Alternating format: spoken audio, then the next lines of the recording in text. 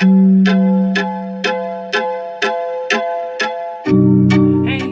here. Welcome to another Masking and Bemoaning, and we are going to talk about Lovecraft Country. Yeah, while I do this, I'm going to be taking off my makeup.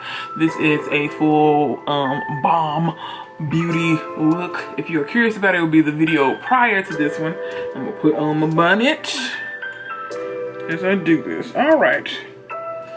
And now I know some of you are saying, like, Nancy, why are you doing this now? I told you before, I have mentioned it in a prior video if you've never watched it before, that I wanted to read the book after I found out that it was a book, because I like fantasy and stuff like that too. That's one of my favorite genres. But yeah, so here we are. Yeah. So quite a few differences, and we're going to discuss that, and we're going to also discuss, since it is Black History Month, Lovecraft Country is on both spectrums about a black family, the Turners, more so than the Freemans, or the Freemans. It depends on which version. If you're watching the television, it is the Freemans. If you are watching the TV show, if you're watching the TV show, it's the Freemans. If you are reading the book, it is the Turners. And there are quite a bit of changes. The first thing is that a white man, Matt Ruth, I'll insert his name. No, his first name is Matt, and it starts with an R, wrote Lovecraft Country. And Lovecraft Country, the television show, is given to us by Misha Green, who is a black female showrunner and writer, producer, director, etc. More famously known prior to this from Underground. Underground was a great series. Underground was a series that this is not about Underground, I didn't think I was necessarily going to like, because again, you know, another slave film, but it turned out to be rather, great. So here we are. Okay, so I had high hopes for this. So I will say, before I even get into it that deep, that I enjoyed the show. And no show is without flaws, but I will say that HBO in general has this thing where it's a lot of style, not necessarily style over substance, with shows, but they kind of go for stuff to be, in their mind, to be edgy, and it's just like, everything doesn't have to, just because it's dramatic or not a nice ending, even though I don't actually hate the ending of Lovecraft Country, the TV show. I don't necessarily hate it. I'm reaching for a bag because I'm throwing this away. Okay.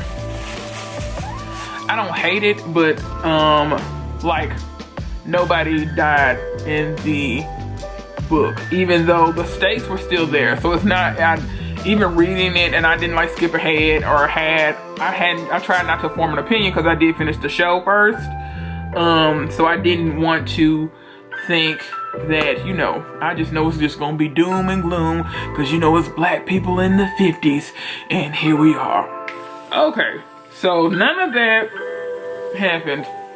So the first thing, I'm doing the one size beauty that you spray on the oil to break up your makeup, and I always rub it before I get into the white Patrick Star brand.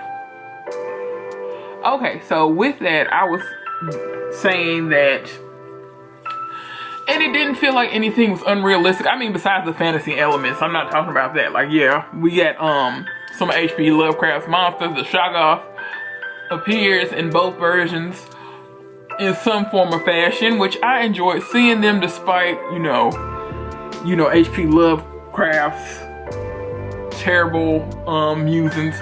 It's just like, yeah, and this is a whole conversation now, but so I'm not gonna give him a pass as a person out of the time, but he was also like mentally ill, but that's not here nor there. There's the other people I was like, so it could be, say it's racism a mental illness? Now, it does not excuse you, but I was like, the way y'all acting, I mean, there's a lot of arguments for it. So the gist. I'll give you the book version. Still same basic principle. Actually, the first few episodes are pretty on par. I did like that it is like an anthology, and all of the stories are connected, but they could be individual stories. They're like little short stories within the novel, and that's kind of how the TV show is set up as well. So I did like that. I hope that when they do that, they continue that sort of style, to the point that I actually hope that with this version, the television version, that it gets to be like a American Horror Story. How American Horror Story is, if you've ever watched it, which I'm sure if you are looking at this you probably have, so that's Ryan Murphy's, one of his children, yes, Murphy's children, but one of his brainchild is that horror stories, they are connected, and it can be in a very small way, but they're different stories every time. Now, it's not to say you do, like, to the point that you see some characters back again, but it's like it has nothing to do with the story that's currently going on. You don't have to watch a particular season to be caught up with the season that's going on. Fargo does this too. Like, Fargo actually is more, I didn't watch Fargo until the last season, which is season 4 with Chris Rock. I was like, yes, because you know I'm here for the black gangsters. And then Fargo is based on true stories, so and they are all connected somehow. And obviously it's not the people's names, since it's, you know, a lot of people they're doing our respect for the dead and for people that are still alive that are involved in a lot of these stories. Because like the one with the last season that Chris Rock was in, that he was the one of the titular characters, he that's set in like the 40s going into the 50s, or the 50s going into the 60s. But yeah, so it's a different time period. And then you have another episode of season of Fargo that's set kind of recently. So yeah, so I was just hoping that it would do that, but you don't need to watch it. Like, I hadn't watched any of the seasons, and the season made sense to me. They are separate stories. I was like, yeah, because we need more black fantasy. So that's the first thing. And the other thing I'll say about this TV show, that I don't think that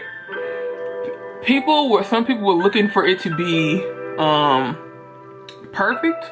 One, this is the first season. Two, I think that some people get critical, self included. I had to watch it. Although I was not, okay, I'm not gonna absolve myself. We all are kind of guilty of this. Like, one, because we have so little opportunities, it seems that one story cannot be, or one show can't be all the things that you want it to be, if that makes sense.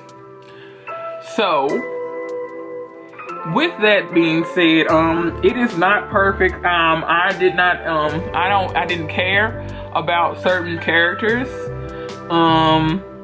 throughout the whole thing, although it was kind of positioned for me to care.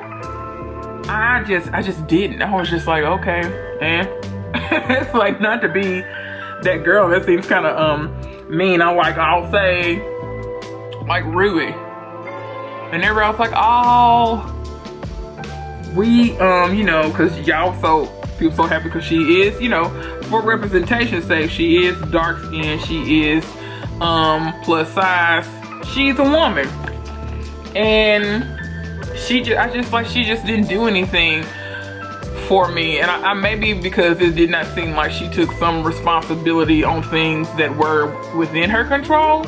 And I liked her a lot more in the book. She is dark skinned in the book, she's plus size in the book, at least more so than Letty. Letty is not biracial in the book, although, and it is never addressed in the show. They have the same parents. Their brother, it is the three of them. Their mother, interestingly enough, is alive. She is not a prostitute like they kind of try to suggest in the show. And she's, yeah, like I said, she's still alive. And also their relationship is not as contentious, which I will say that about the book of them. Like, Atticus and Montrose, that is Atticus's father, played by, you know, the Michael K. Williams. Excellent job. The cast is on point, actually. Love most of them. I mean, even Atticus and all his crying in the show. You know, Jonathan Majors did a great job as him. I did not care about Atticus like I was supposed to. It was just like, ugh. So, but anywho, but that's the first thing that kind of actually struck out against me, is that the relationships are not as contentious. Like, Letty is kind of like a ne'er-do-well, but it's not suggested this because she's just like a free spirit. But like, Ruby's not mad at her for the same kind of issues like she is on the show. The main one is like, oh, well, she lied about money. She never, and in the book, she did not lie. In fact, when she gets this money from Christina, in the book it is Caleb. That's another thing. I didn't feel like that needed to be changed for whatever reason. So the main thing I think maybe that made Ruby kind of, I can understand her being upset, but in the book that she's not lied to. She kind of knows what's going on and she makes her own decisions. And I like the way her character ended up better too. It just seemed like she had more agency and she had more of a dream, something more to do for herself, instead of so reactionary to what our main characters are. Cause like she's no one's really a side character either. That's two of the Freeman's Turner household. So, and I feel that way that they are in the show. So in my example of them not being like this contentious situation is that in the show, Ruby and Letty get into a fight because basically Letty gets money from what she believes to be her dead mother's estate, even though it's given by the Braithwaites. But like I said, she doesn't know that, but she doesn't tell Ruby any of this. So Ruby is mad. So, but even with that, I was just like, she didn't have to share, in my opinion, she didn't have to share. Like, yeah, it's kind of sleazy, but she didn't have to share because she was still letting you live in basically this house when you were living in a boarding room in some house somewhere. But in the book, actually, when they inherit money, it is from their father's estate, because again, like I said, their mother is still very much alive in the show, and they still in the book they still don't have a good relationship because like their mom is a hustler. But I also think because what she was dealing with, she is one of those people like a psychic hotline kind of reader so you know, Ruby couldn't get behind, and same thing with Letty. So they don't and Marvin, their brother, who they see later on, they don't really put any trust behind her because she scams people, and especially like with people that really are needing her help, you know, people that are really down to luck, because usually if they're trying to contact people through like a seance, you know, they are really looking for answers. So she's not with it. So, but she takes Ruby to the office when she gets the inheritance anyway. So the reason why Ruby moves out of the house is for like the best reason that any black person would move out of this nice, seemingly nice mansion. It's because it's haunted. That is the best. I was like, that is cut and dry, and I can't fault you for that because same. And so she doesn't want to go to. It's still haunted by like Winthrop's ghost. I did like how they were connected to the Braithwaites because it turns out that they were also a part of the order in the book. Like, it was just the turns that they took was a little bit better, and it didn't seem so random. There's no GI in the book either. Yes, Atticus is a veteran, but actually when the book opens up, he is already back home in Chicago, and he's actually doing a guide trip for George, his Uncle George. Uncle George does not die, which I'm sure that a lot of people knew. And another one is that Uncle George and Montrose and Dora don't have some kind of weird love triangle that never gets explained in the book. Dora did not grow up in Tulsa. So that's another thing about added trauma, like I was just saying. She didn't grow up in Tulsa. She grew up in Brooklyn. They know who her family is. They do know that she was related to the Braithwaites, so that part is still right. But like, she still knows her sisters and all that, and her parents still live there. So Atticus is not trying to connect that way. But the way that Montrose was so insistent on it, which the reason why he was insistent on it is never explained in the show, but in the book, Montrose and George have a sister. They may have more than one sister, but I know there's one sister committed. But part of the book of names that they find is on his side. But that was like part of the account of the reason why they would be named. They weren't freemans, because like if people named freemen, they were never slaves for the most part. Yeah, so they try to get this book because it's an account that when they were free, there's a whole story of their ancestors. Not Hannah, she is still the same ancestor, but and of course you have more than one set, because like everybody you have 4 grandparents, you know, so things like that. So not not the Braithwaite side from the mom. So this is all on Montrose and George's side, that they how they came to be the Turners or whatever who owned them were supposed to pay them, and this is a whole situation that happens during like Reconstruction and post Civil War, obviously.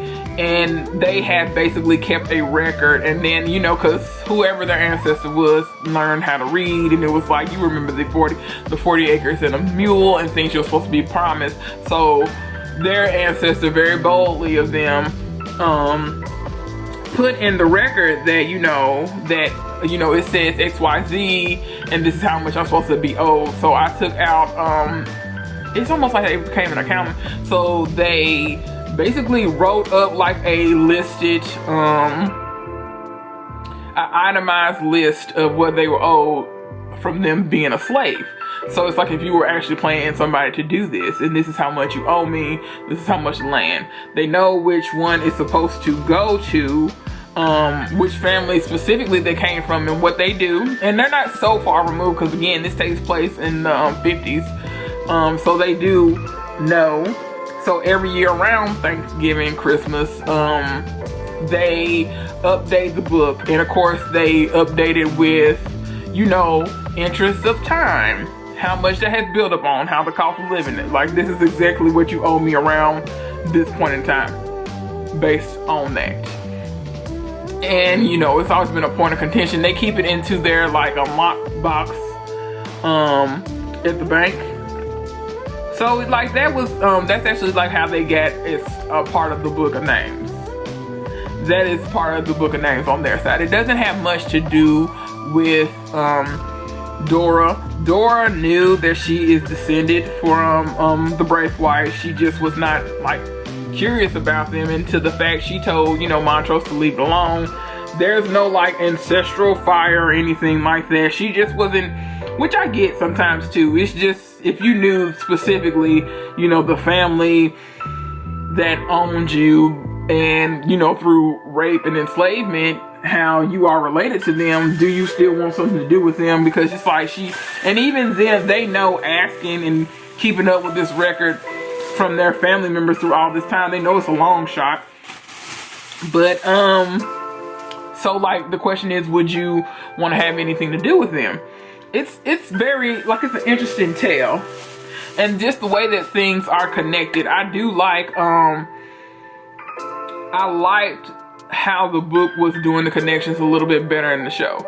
Like, I'll go back to, we know that Atticus is a veteran, or at least or although a lot of people were saying he did not have a job in the show, that he was a homosexual going from couch to couch selling his wares to let it buy, you know, that's how he earned his keep to stay at the house. But no, it's like he was a serviceman who was supposed to be back in Florida at one point in time. So it's never actually said what he does, but he still clearly has a job because they're still expecting him, and he gets a call. That's not the case in the book. He's a veteran. And I did like that while they do end up dating in the book, there is no like trauma bond, and they are simply just, him and Letty are simply just dating. It's not like the only reason we are together is because we went through this thing together. So now we have to stay together, which that's not healthy in any case. So this whole thing, like him, you know, and he was so aggressive with her, which I didn't like, but he seemed to have so much tenderness from G.I. G.I. is not, which I did not mind G.I.'s story. It's just, I feel like we didn't have time to really deal with her and her, you know, the foxtail demon that possessed her. So we never actually do know G.I. That's an interesting point. Like, that was interesting, but it's just like, we didn't have time for that. We kind of could have kept it to the crux. Also Hippolyta, or Hippolyta, how it is pronounced in the book, which is how I would normally pronounce it. Actually, if you see it, like, that's how I pronounce, you know, Wonder Woman's mama's name. That she has more agency in the book, as well. She does guide trips already on her own. It's interesting, like how she got into the stars and all that, and even when she travels through time and space, it's connected to what happened at Winthrop House and what he did to the servants, because his son ends up running away with one of the servants, and that story comes back again on their guide, on a guide trip that Montrose and Atticus take, because they want to find out what happens with the son. He ends up marrying the servant, Pearl, and they have a son, but they end up moving. They got married in New York City, because again, this goes back to 1950s. It would have been an interracial relationship, but people like to always bring up the love, and I was like, well, you know, that was not always, it's not illegal. It was not illegal everywhere. Like, it's based in Chicago. It was not illegal up north for somebody of, you know, different races to be married at this time. So it's like, yeah, the Levins was a landmark case, but that's also based out of Virginia. So keep that in mind. And yeah, there's also, I believe it's like, who's somebody's sister? I don't want to say, is it one of Montrose and George's sister is married to a white Jewish gentleman, or at least somebody that they work to. It's brought up again, but so that's like normalized. It's not like anything, not normalized, but it was not illegal. So normalized does not seem to be the right word. So I did, but they end up being killed when they move to like Ohio. But I did like with the show that they did focus, that people always kind of focus anytime they hear about this time, they like to focus on the South, when actually none of this took place in the South. It all took place up north. When they went to, you know, it was Ardham, Maryland. It was, you know, the issues between, I guess his name is Henry Winthrop Jr., who ended up, they basically burned him and his wife and child, a son, alive, because they were in an interracial relationship. That was not up north. That's the Midwest. So we're still kind of staying up north and in the Midwest, where everyone trying to kind of act like, and the show does this well too. We never go down south. We know we're there for a second with Atticus is traveling back, and he's just like, you know, if Jim Crow, we're back in up there. It's like, but you know, all y'all major issues are dealt with up here. So that was refreshing that they kept it like that, because they tend to focus on like there's no bigotry up north. Like, you know, even around the time, you know, it's segregated, but not technically segregated. The way it, like, you wouldn't see that this is, you know, a whites only establishment, but you know, some things, not everything needs to be said, if you catch my drift. And that's kind of how it was up north, or that this whole thing, like, people love to live in the harmony, like everything was so harmonious and all this, that, and the third. It's like, no, y'all was good and terrible too.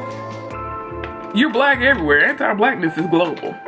But at the time, especially with particular groups of immigrants, that white immigrants, well, I was like, we can just non-black, well, but even nowadays, black ones too, that their way, and but it's not gonna work the same for non-black, but you're still a person of color, versus people that are white immigrants. But for this time, we'll just say white immigrants. That the way that they could find themselves into whiteness, or kind of pacify themselves into whiteness, is by engaging in anti-blackness.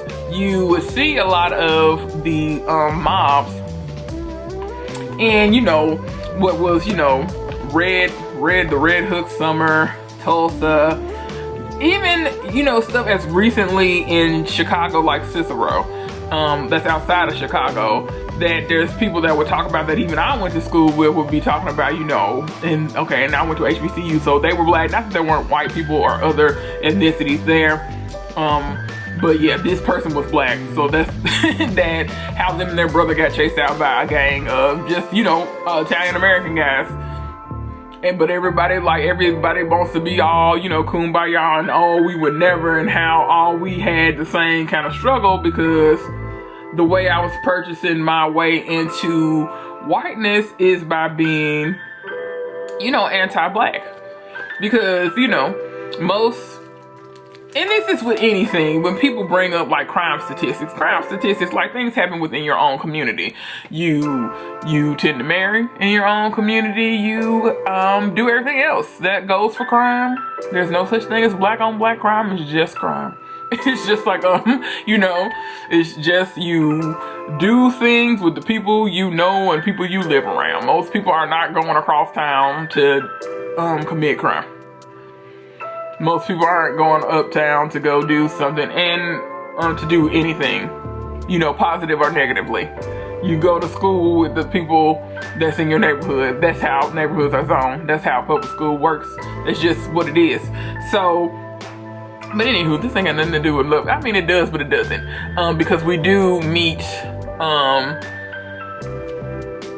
I can't remember the police chief's name, who ironically is Italian. That's why I can't recall what it is. I'll insert it. He makes an appearance in the show, but he's the head of a lodge, the Chicago chapter of the Lodge of the Sons of Adam. That's, you know, the big, so that's on par. But like his particular job, he's not the chief. He's just the head of the like anti-organized crime unit. So, and he's of Italian stock. He has acceptance, you know, because all the lodge members are white, like they are on the show, but you know, he's not necessarily 100% in too, because you know, he white, but he's not a WASP, white Anglo-Saxon, Protestant male, because like Italians, Irish, etc. I was like, you could throw Russians in there, because Russian Orthodox is different. Jews are not included, not Eastern European Jews.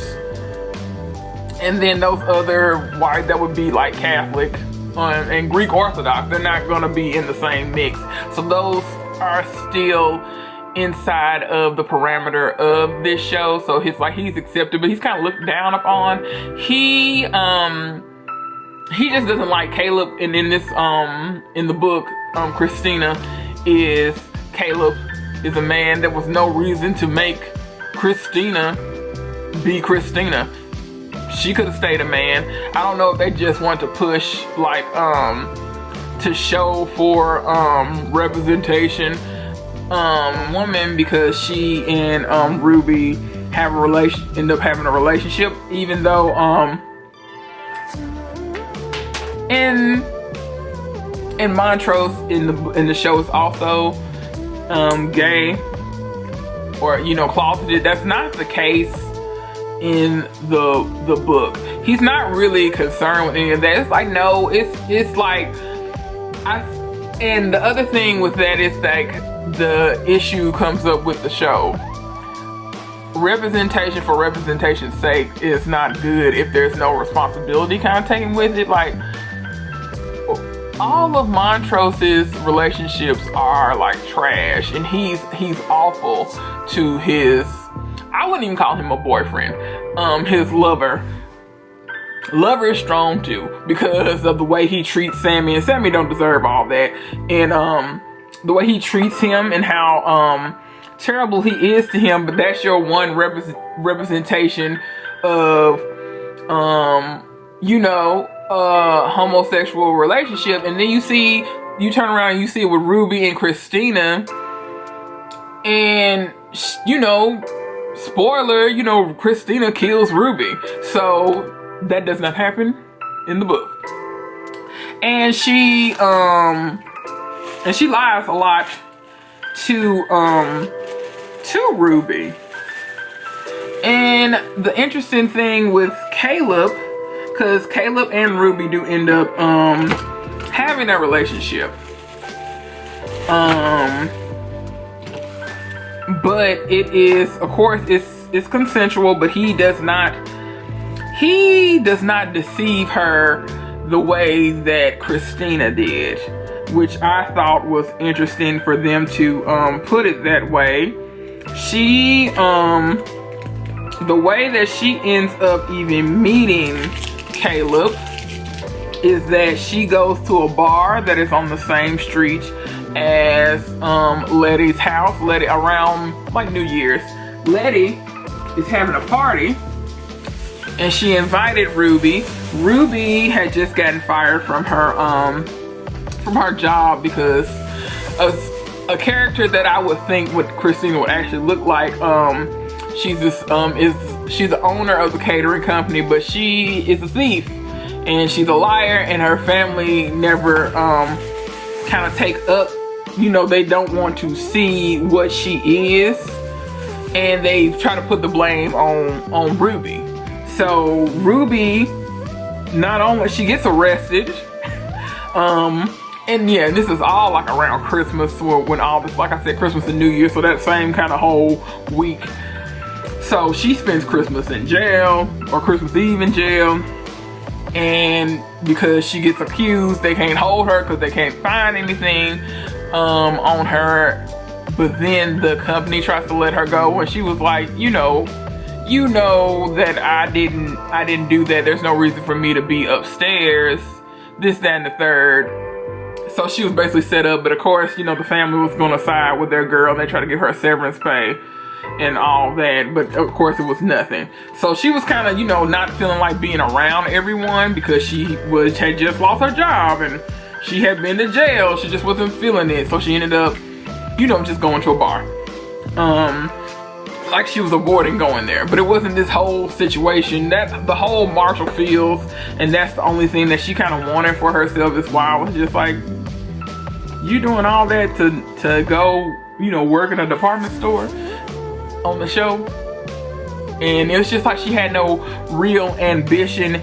And something else that rubbed me wrong about her, about Ruby, which maybe they were trying to make a statement, but I just thought it was kind of clunky, is that it was just like, I'm not like the rest of y'all niggas. Excuse me, I had to go bleep that out. I'm not like the rest of you blacks. If you worked on your resume and get it together, even though I've been working on my resume for what seems like years, and you go get some skills, you can go work down at the Marshall Fields. You never tried the way I've tried.